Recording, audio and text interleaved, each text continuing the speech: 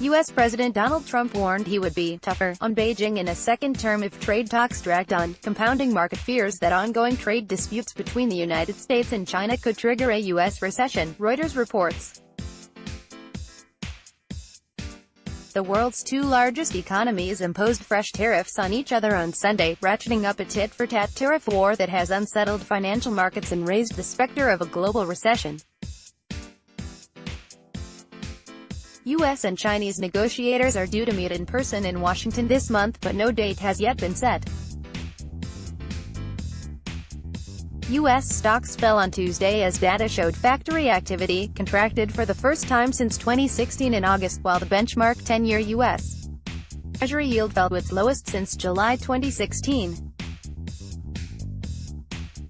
Trump, ignoring recent negative U.S. economic data, said in a posting on Twitter that the U.S. was doing very well in our negotiations with China, and played up the damage U.S. tariffs were doing to the Chinese economy. He warned that Beijing faced even tougher terms if the two sides did not resolve their trade dispute, and he won re-election in November 2020, writing, "Deal would get much tougher." In the meantime, China's supply chain will crumble and businesses, jobs and money will be gone. He did not provide details about the negotiations or how they could become tougher. Thomas Donahue, chief executive of the U.S. Chamber of Commerce, told CNBC that U.S. companies and workers were bearing the brunt of the U.S. tariffs, but China's economy was also hurting. He urged Trump to postpone the new tariffs that went into effect to give both sides time to reach an agreement. Congressional passage of the U.S.-Mexico-Canada (USCMA) trade agreement was possible, and would help boost the U.S. economy while reassuring financial markets, he said. It would rub off on what we're doing in China. Trump, a Republican, has often publicly repeated his belief that Beijing is trying to slow-walk trade negotiations in the hopes of victory by a Democratic presidential candidate in 2020 may lead to better terms in an agreement. Washington began imposing 15% tariffs on an array of Chinese imports on Sunday, while China began placing new duties on U.S. crude oil. China has since lodged a complaint against the U.S. at the World Trade Organization over U.S. import duties, its third lawsuit challenging Trump's China-specific tariffs. Chinese Vice Premier Liu He said earlier on Tuesday that China vehemently opposes a trade war. U.S. manufacturing shrinks. U.S. manufacturing activity contracted for the first time in 3 years in August, with new orders and hiring declining sharply as trade tensions weighed on business confidence. Concerns about the economy, which is in its longest expansion ever, were also exacerbated by other data on Tuesday showing construction spending barely rising in July.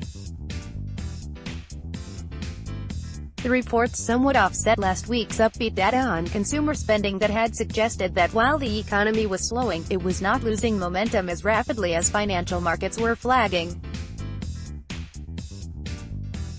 The canary in the mine may be falling off its perch, said Joel Naroff, chief economist at Naroff Economic Advisors in Holland, Pennsylvania. With manufacturing now starting to contract, it is even more critical that the consumer keeps spending. The Institute for Supply Management, ISM, said its index of national factory activity dropped to a reading of 49.1 last month from 51.2 in July.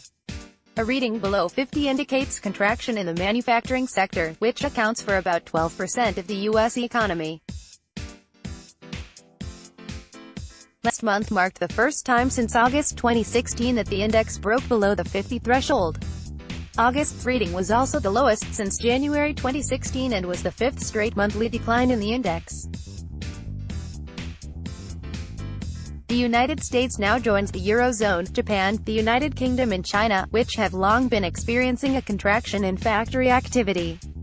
Still, the ISM index remains above the 43 level, which economists associate with a recession.